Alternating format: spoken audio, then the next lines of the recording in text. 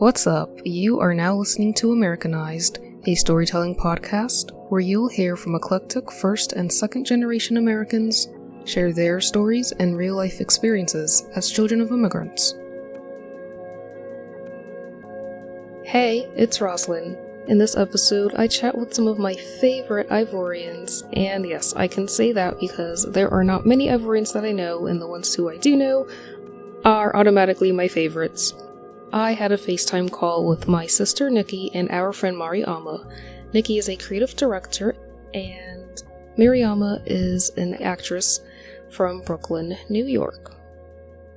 In this episode, we chat about escapism through art and the short film that my sister produced, Pink Noise.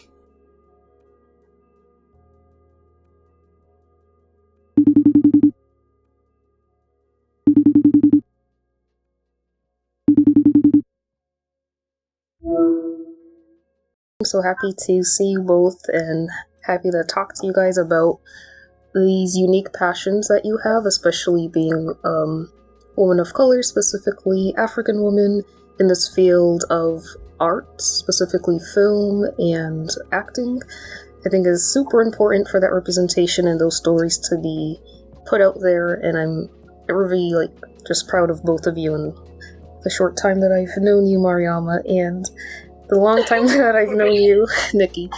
So we're here with Nickole, Klarou, and Mariama Condé. Am I saying that right? Okay. Yeah. Cool. I'm gonna have you guys introduce yourselves, where you're from, what you do, what your passions are. We'll start with Mariama. Hi. So I'm Mariama. My passion primarily is acting. I've been studying it formally for about 4 years now. Still not done, but will be soon. I guess it never ends.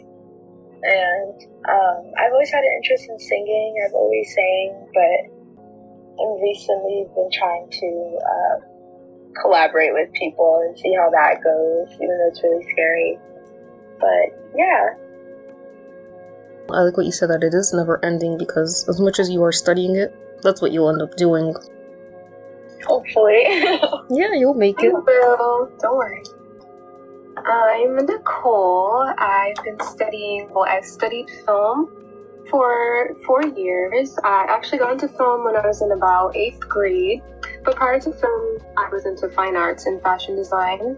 And I've learned to kind of combine the three. And like Mariama, I'm still continuing in film as my primary passion.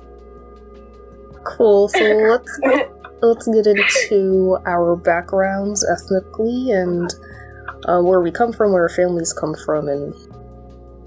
So my mom is from Côte d'Ivoire. You guys are from Côte d'Ivoire. And my dad is from Guinea. And right now, most of my family lives in Guinea. And we speak Malinke. My parents speak French. I do not. Don't make me say a word. And yeah, that's my background. And then my background with the arts, I guess. It's always been a part of my life. We always had music playing in the house, whether it's music from our countries or the surrounding countries, or my mom was really into Bollywood my entire life, so I grew up with Bollywood films and Bollywood music.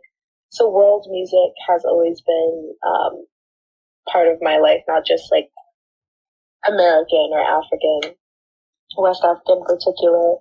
And my dad also was a producer for Le Ballet Africain, Nimbaya, which was Le Ballet Africain had men and women in there, but they were kind of telling stories through dance and music.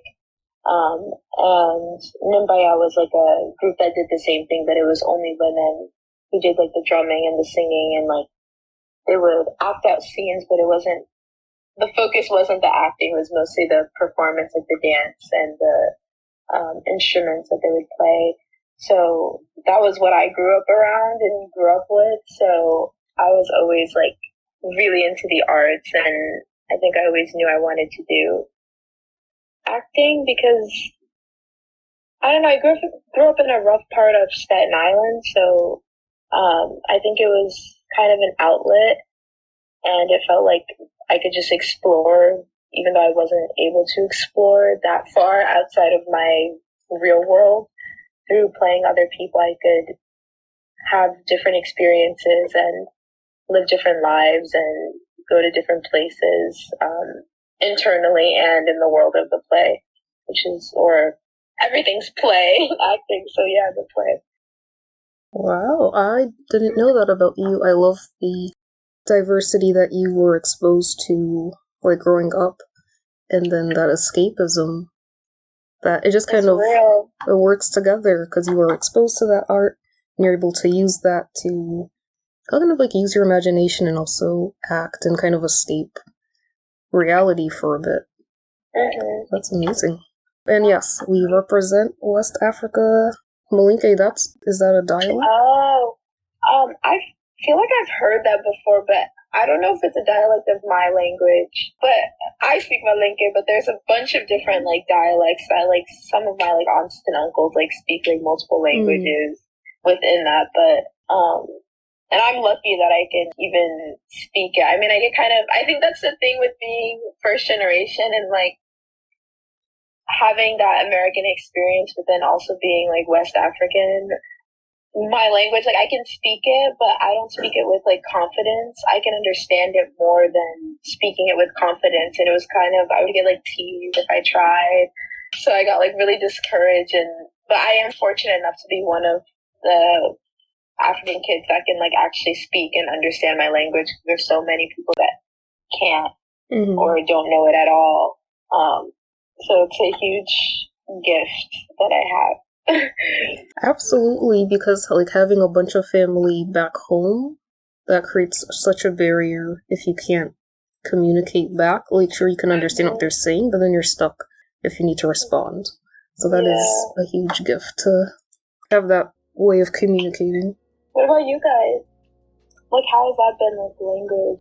That's a good question, yeah. I mean, I'm sort of the opposite, where I do speak a little French, but I do not speak my family's tribal language, which is Volbe. I don't understand it, nor do I speak it, but I do understand French. We grew up with our parents speaking French to us, so we understood it more than we spoke it. Can't really write it either.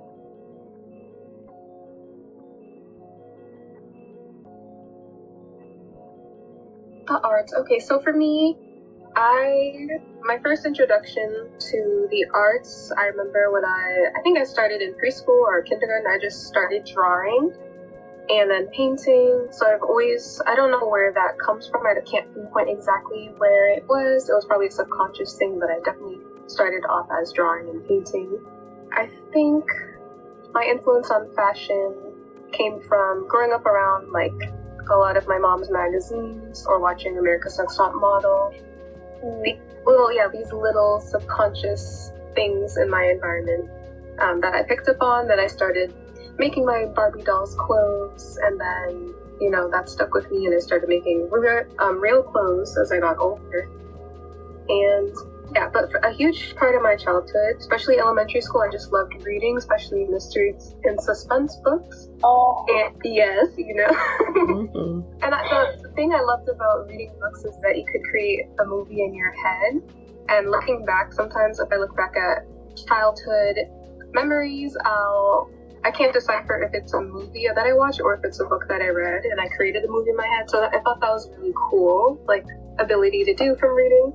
So I think that's where I got into storytelling a lot, especially suspense and psychological thriller.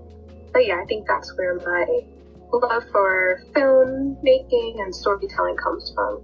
And also writing a lot. I remember I used to write a lot on like Microsoft Word, and even during like creative writing in our English classes, I just loved doing that and creating like the cover and the colors of the font and all that. It was really fun. I just learned something new. I didn't know that about you, that passion for reading and creating in your mind the stories and the movies. That's really cool. And of course, like, my therapeutic mind is going to a lot of like creating and like art therapy and like being a first generation American and some like generational trauma that comes with, and then just that form of escapism, I think that's where my brain goes to. That's probably not the case, but like that's just how I'm piecing it together. Something to think about, I guess. Yes, I think it's kind of the case for all of them. Yeah, it is a unique thread that we all have.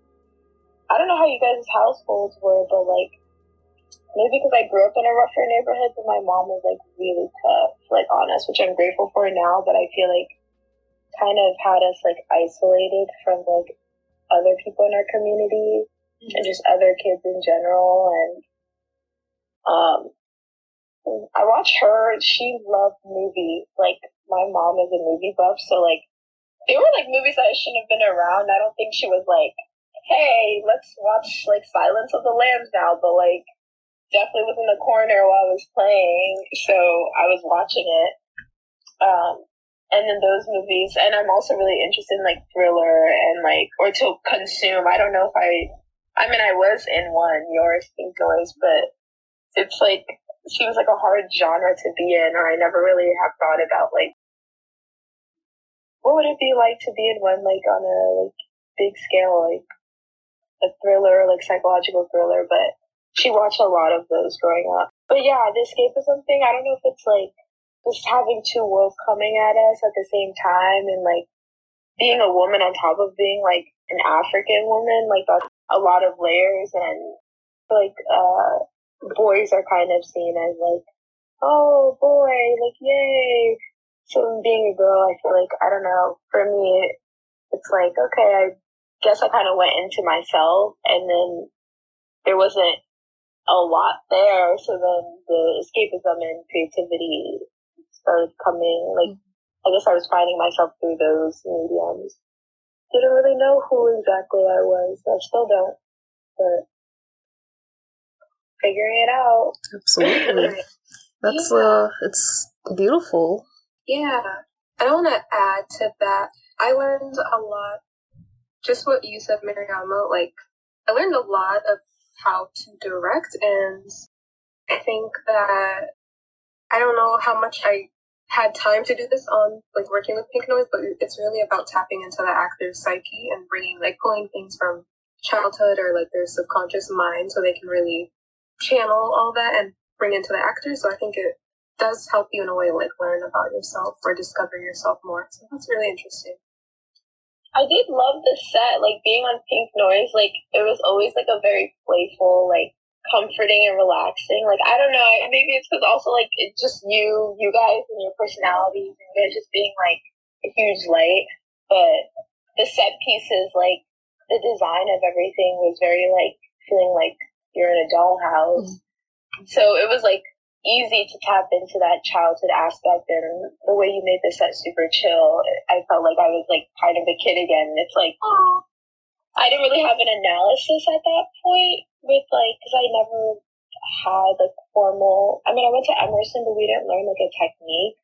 So I never really had like a technique to go into like I do now for like roles. So it wasn't like very challenging going into it. Also, feeling related to the character in a certain way because of her identity and like what she was experiencing, but still having some distance because I'm not an immigrant. I was born here. But yeah, it wasn't super hard tapping into that. Are there things that I wish I could like change now that I have like the formal training? Like, yeah, but it was really fun and easy to like feel like I can like go to certain places. Because maybe it is that subconscious thing, like you said, about like bringing things back from childhood that was easy to do because of the environment you created and like the designs of everything that was on set, down to like the costume to the food on the table. Like everything was so thought out and planned to make it easy for an actor to do what you wanted them to. Aww. Thank you. I never even saw it like that, so I really appreciate that. Thank you. It's really fun having you too. Everyone enjoyed your presence and your energy and everything.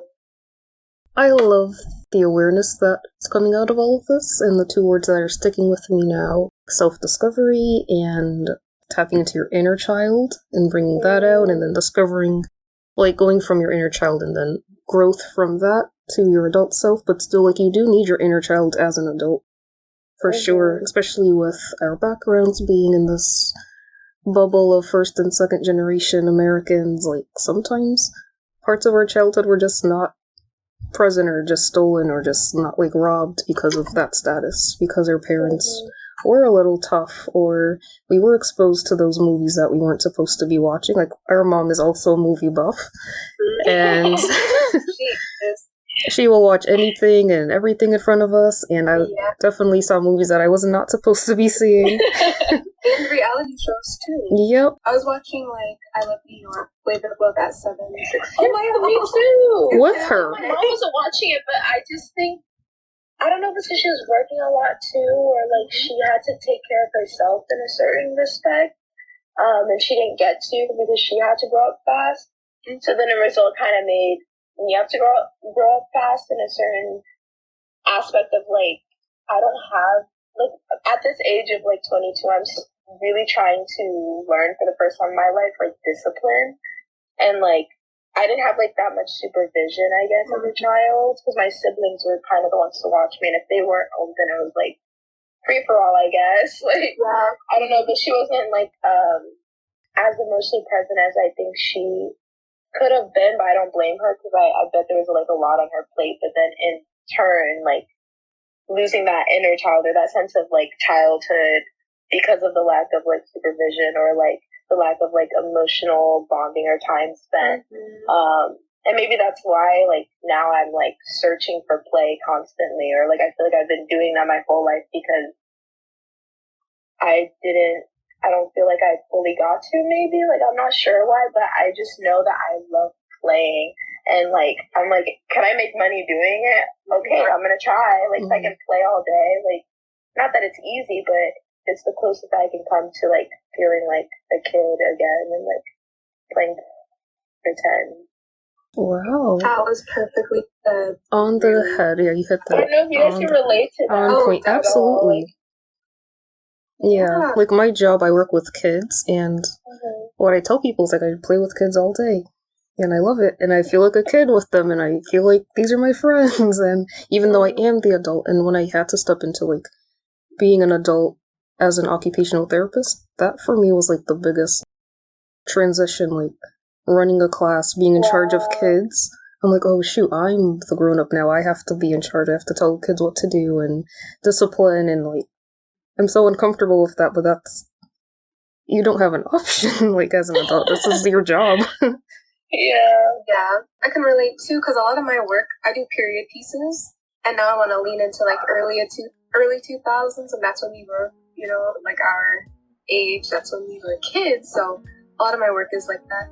I feel that when I see your like drawings or illustrations or your paintings, like, I'm like, oh, the style is so, but it's like the best of the early 2000s. Like, it's like all the cool animation, all the cool, like, I don't know, energy that the art had. And you're able to like encapsulate that, which is so cool. Thank you so much. That means a lot. Like, honestly, I appreciate you.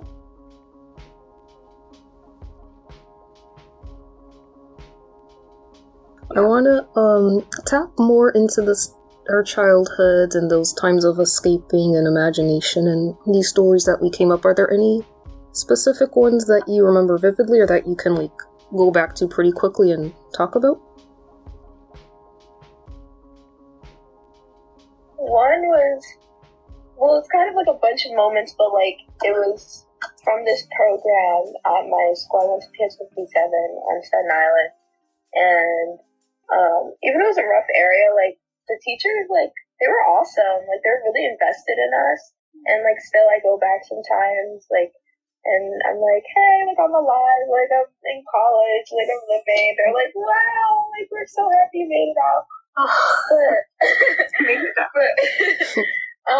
they had this after-school program with, like, the YMCA, I guess. And they would always do, like, arts and crafts, or play movies, or we would do, like, singing performances and stuff. And I remember they were probably like a little older than us, but teaching us, which is cool, like, now being an adult and being like, bro, like, what were they seeing? Like, but they would like we would sing like we had like a Michael Jackson little like no, not Michael Jackson, it was like Elvis Presley like little concert where we sing like all Elvis Presley songs, and like there were these like younger like teachers like playing around with us and like helping us with it and learn music or record music, or we got to just like explore as much as we wanted in like every aspect of art.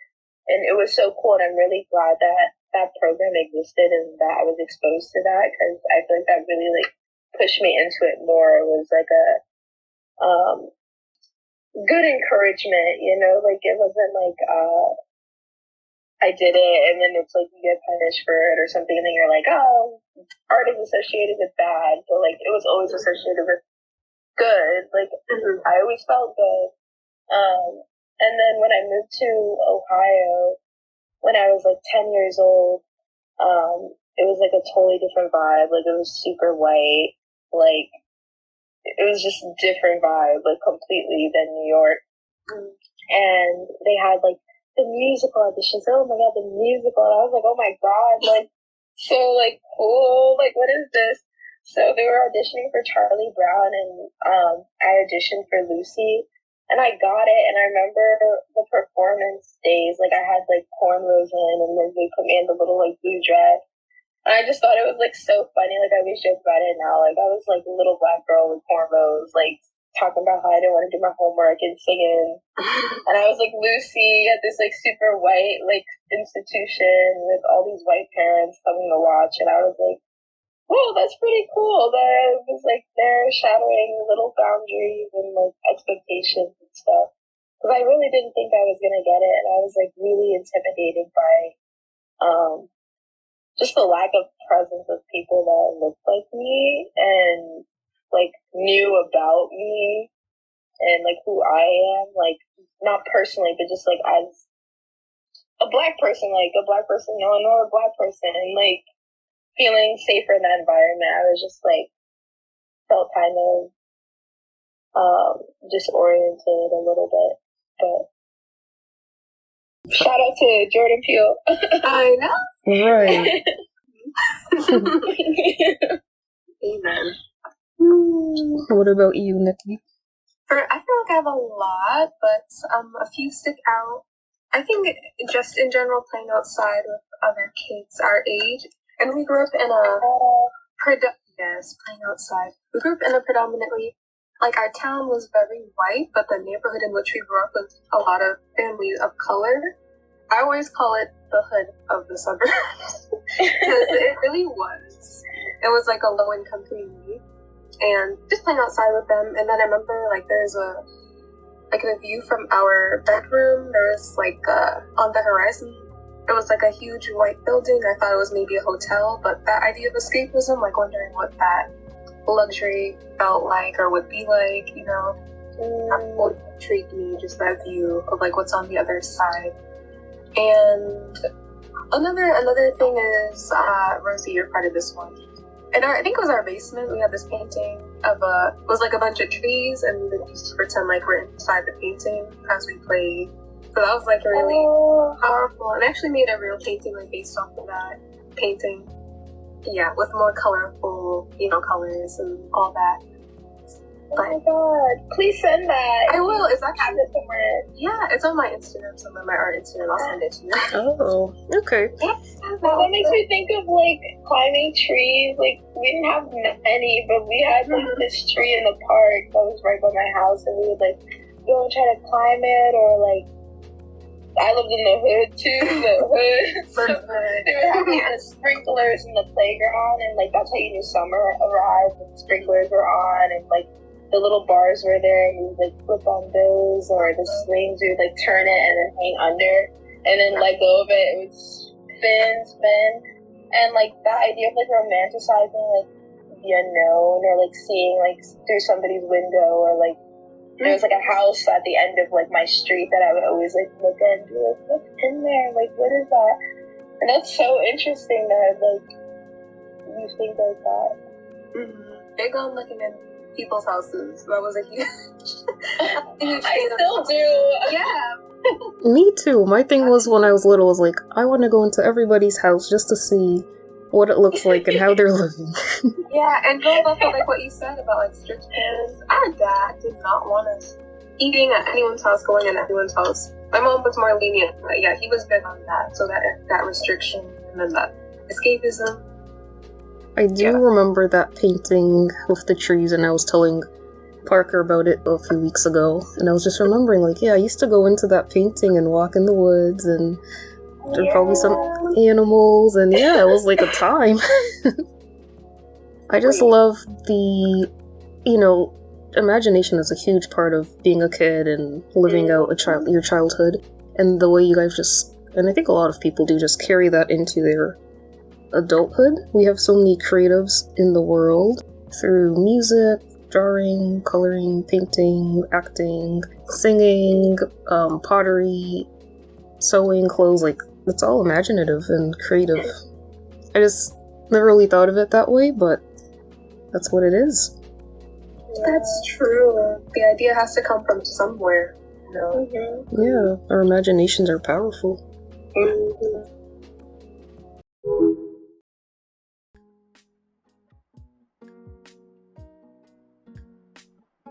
Thank you so much for listening. I hope you liked what you heard. If you do, be sure to subscribe to Americanized on Apple Podcasts or wherever you get your podcasts so you stay in the loop for when episodes drop. Also follow Americanized on Instagram, same spelling as the podcast.